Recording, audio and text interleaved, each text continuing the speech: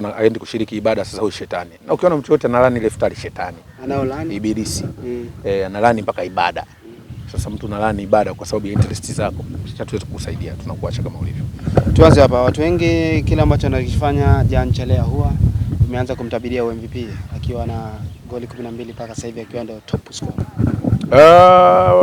Jean Charles Ahoua ni mchezaji mwenye muendelezo. Na anachokifanya hakuna mtu kinachomshangaza kwa sababu anakifanya kitu ambacho ametoka kukifanya huko kwao.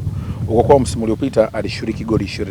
Alifunga goli 12 kama ambazo kafikisha jana, aliassist mara 9. Kwetu huku sasa anahusika kwenye goli 18.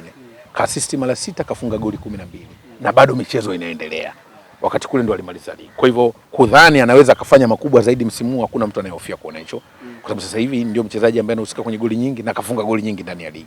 Na kwa kuwa Simba ni timu ambayo na yenyewe inatengeneza nafasi nyingi na Ahoua ni miongoni mwa wachezaji ambao wanatumia hizo nafasi na kuzitengeneza vile vile. Kwa wanaodhani Ahoua anaweza kuwa mchezaji bora wa msimu wanafikiria kwa usahihi kutokana na wanachokiona kwa Ahoua, sio kwa kumpendelea. Hajakosea. Ahoua wapendelewi. Ila anachokionyesha kinamfanya tumpendelee kwamba anaweza kawa mchezaji bora wa msimu kwa sababu anachokifanya anakifanya. Kinachomnyima Ahoua tu Ahoua ajipaki siagi.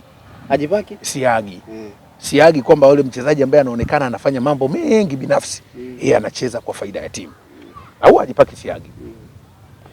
Na watu wengi kwa Ahoua kipindi anaanza, watu wengi sana walikuwa wanamjaji kwa kile ambacho anachokionyesha. Mpaka sasa yeye anawajibu kwa namba tu. Ahoua sio anawajibu kwa namba, anawajibu kwa mpira wa kisasa unavyochezwa moja kwa moja kwenye matukio. Sisi tunapenda mtu ambaye anacheza kwenye kuyatafuta matukio. Ahoua anacheza kwenye matukio. Atakaa utamuona ana assist, atakaa utamuona anafunga. Yeye ndio anacheza mpira wa kisasa wa matukio. Ukitaka mtu anayetafuta matukio, wapo wachezaji ambao tunawafahamu. Kumwaga mijasho kazi iliyofanyika haionekani, lakini kamwaga mijasho watu wamefurahi. Ahoua sio mchezaji wa kumwaga mijasho watu wafurahi. Ahoua ni mchezaji wa kumuona kwenye matukio. Kaenda kaweka, kaenda kafanya hivi. Na ndio maana unaweza kuona matukio yake tu. Yaani mtu anafunga mpaka unajiuliza, "Huyu anafungaje?" Lakini ndio anafunga, anaenda kwa sababu ni direct player. Mchezaji ambaye anahusika kwenye matukio moja kwa moja. Mchezaji wa science ya mpira, sio sanaa ya mpira. Mchezaji wa science ya mpira. Ahoua ni mchezaji wa science ya mpira, sio sanaa ya mpira. Kumbe kuna wachezaji sanaa ya mpira. Sanaa ya mpira kaenda kamchukua mguu ka fenti, kaenda elastic speed and elastic feint, kaenda go and start fighting, kaenda katikisa kanini, kamtikisa pale. Ndio hati yangu ya kucheza. Hakuna mpira wa kisasa, tunataka direct player. Sasa hivi tunataka wachezaji ambao wana close gap, wana place, wanatupa matukio kwenye mechi. Mchezo wa mpira sasa hivi unaamuliwa kwa muda, nafasi na mwelekeo. Kwa mtu ambaye anataka kuchakata mpira na uchezea muda mrefu hana nafasi. Ndicho ambacho Ahoua anacheza kisasa kwa science ya mpira ilikofikia leo. Kibu Denis Prosper takriban siku 400 na something ana score jana. Kibu sijashangaa alichokifanya. Lakini muundo wa kucheza wa Simba, Kibu sasa hivi amekuwa kama funguo bandia. Amekuwa funguo bandia kwa sababu Fadlan Davis kaanza kuifanya Simba ishambulie kama Yanga. Kaanza? Yani Fadlu kaiga mashambulizi ya Yanga kaleta Simba. Kakopi. Kwa nini? Wawe wanashambulia na wao kama mbwa mwitu. Collective attack. Sio tunapoenda eneo la mwisho basi tumtegemee mshambuliaji tu. Ndio maana tulimsema sana Ateba hapa. Wakati mwingine tulimsema sana Mkwala. Walikuwa wanatengeneza nafasi nyingi hawazifungi. Na mtu mwingine ambaye alikuwa anaweza kufunga, alikuwa patikana kwenye nafasi, ilikuwa ni mtu kama Kibu lakini anatokea mbali. Sasa hivi kabadilisha mfumo. Ukimtazama mechi ya pili kama si ya tatu, kwa sababu watu wamtazama mpira kisasa. Fadlu kaiga staili ambao wanacheza Yanga kwenye attacks. Na sio kaiga. Kafuata mfumo wa kushambulia kama mbwa mwitu, tunasema collective attacks. Kila mtu anapoingia kwenye sanduku mentali yake ni kutuzalishia magoli. Tusitegemee watu wanaenda kwenye sanduku basi ni mfuadi wetu mmoja tu na kwa point of attack mnampiga kama mtu mlimtanguliza kwenye mnara, mmefunga antena kwenye mnara. Afanye kama antena kwenye mnara. Anachokifanya kwamba mnapokwenda eneo la mwisho yoyote anapokuwa kwenye eneo sahihi anafunga. Kwa maana yake eneo la mwisho nyinyi mnachanganya rangi, mnafanya combination runs, mnafanya combination play, mnachanganya mikimbio, mnachanganyana mkiwa mnacheza, mtu wote kwenye nafasi anafunga. Tazama magoli ambayo anafunga Yanga. Simba wanaanza kufunga back post goal. Magoli ambayo Yanga Africa nilikuwa naona back post, magoli ambayo yanafungwa unakuta mtu yuko nyuma anakuja anaiweka. Kuna magoli mengine yanakuja kwenye runs. Mnaanza kudeal kumtrack striker anayekuja nyuma ana move na mpira anakufungeni kama ambavyo walifunga jana Mpazo. Nini maana yake? Simba sasa na wao wanashambulia kama Yanga. Kama wamejifunza kushambulia kwa Yanga kama mbwa mwitu. Na ukitaka kujua rudi kwenye takwimu. Sasa hivi Simba anakuta Kibu anafunga, Mpazo anafunga, Sawa au anafunga, Mkwala anafunga. Maana yake wameboresha staili ya ufungaji kama Yanga Afrika. Sasa hivi hawashambulii kama Jiwe Fatuma. Wamebadilika. Mwanzo Simba walikuwa wanashambulia kama Jiwe Fatuma. Hilo ukigonga mlango ndio muingie ndani. Sasa hivi wamebadilika, wanashambulia kama mbwa mwitu kama wanavyofanya Yanga. Wameacha kushambulia kama Jiwe Fatuma. Kagoma kaitwa kwenye timu ya taifa. Nafasi yake ipo?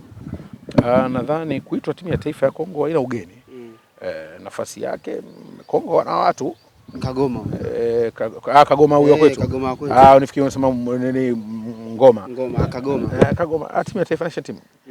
Kwa sasa inategemea kwa sababu Mtasigwa tunamkosa msimu mzima. Wakati mwingine makocha wanatumia wachezaji wote wawili. Unaweza kumuona yeye pengine akawa na nani yule Miroshi kwenye eneo hilo. Nadhani tusubiri tuone. Unajua wakati mwingine mchezaji ni mpango wa mwalimu. Hata kama mchezaji mzuri asipe nafasi kulingana na mpango wa mwalimu. Ila kwa kiwango Mkaraboko umemwona anacheza. Ila siwezi kusema anaenda timu ya taifa kucheza. Mimi sio kocha wa timu ya taifa kuamini kwamba atacheza tu. Anaweza kaenda kuta mpango wa mechi usimhitaji, lakini ni mchezaji mzuri. Mpaka anaitwa anaaminika. Ni muda sasa wa kumwacha Samata.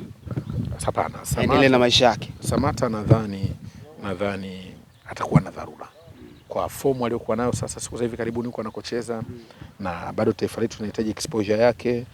Licha kwamba mimi si muumini sana wa kumngangania, lakini nadhani kwa sasa hivi itakuwa ametoa tu sababu ya pumzike, atakuja tena. Ana ugeni, kuna mechi nyingine akwaji na lakini nadhani bado tunamhitaji katika namna nyingine kwenye timu. Hata kutoa kunasema leo wanaisema kuwa sehemu ya mchango kwenye locker room. Lakini wakati huo pia anatumika. Bado wanamhitaji vijana kuwa na captain ambaye ana mafanikio zaidi katika nchi na mpira wa nchi kuliko Samata. Unajua kizazi chetu sisi mchezaji mwenye mafanikio ni Samata.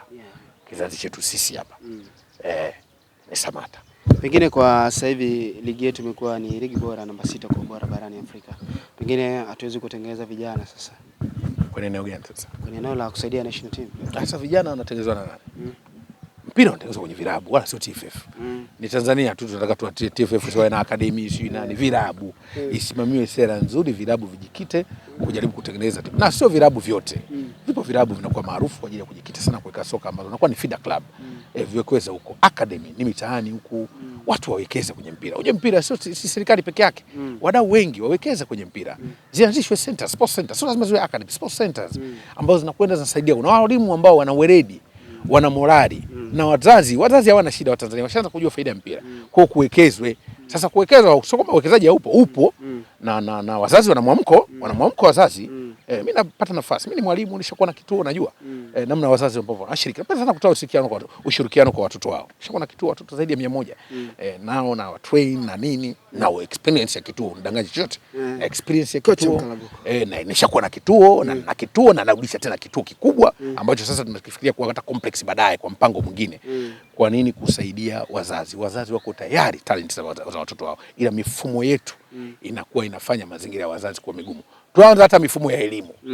Si mtoto unakuta anakumbatiwa shuleni kuanzia asubuhi mpaka saa 12. Mazoezi yanaenda saa ngapi? Kwa hiyo lazima kuwe na mifumo mizuri ambayo inafanya watoto wanapatikana. Tumalize na hili. Asilimia za ubingwa kwa Simba Sport Club zimepanda au zimeshuka kwa? Sasa zinapandaje na kushukaje? Sasa hivi nani anaongoza ligi? Si wewe asilimia zako Mkaraboko. Unaikaje asilimia bado kwenye ligi hawa? Ligi ngumu hii. Yanga Africans kakaa juu pale pameanza kuwa pagumu. Ugumu. Kagoma kushuka. Yanga Africans kakaa juu pameanza kuwa pagumu sana. Kwa tunampa 70. Yani msimu mgumu. Mgumu sana. Mgumu. Kwa Simba anabakia na zile sasa. Na hii inaweza kawa dabi. Yakaja kuamua ubingwa. Kwa mchezo. Dabi unataka leo kesho ipigwe. Nafikiri muda ukifika wa dabi tutaiona. Nadhani tutaiona. Nadhani Yanga Africans watakuwa wasikivu. Kutupa hiyo dabi tukaiona. Nataka tuone dabi, watu waache kelele. Unajua sasa hivi bila dabi maneno mengi? Kelele. Maneno mengi, dabi itashusha kelele zote. Nani ni nani tutajua kwenye dabi. Sasa hivi mikelele tu utacheza na Namungo utasema timu ndio hiyo. Dabi. Dabi.